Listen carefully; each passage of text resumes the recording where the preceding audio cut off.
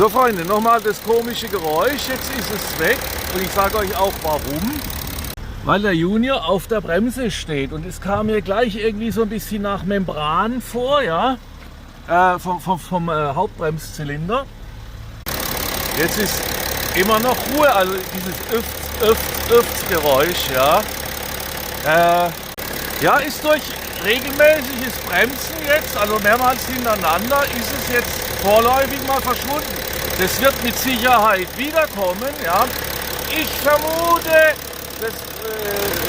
ich weiß es nicht, ob der noch, ja, der hat noch einen konventionellen Hauptbremszylinder mit Unterdruck, ja, hat kein elektronisches Bremssystem oder sowas, ne.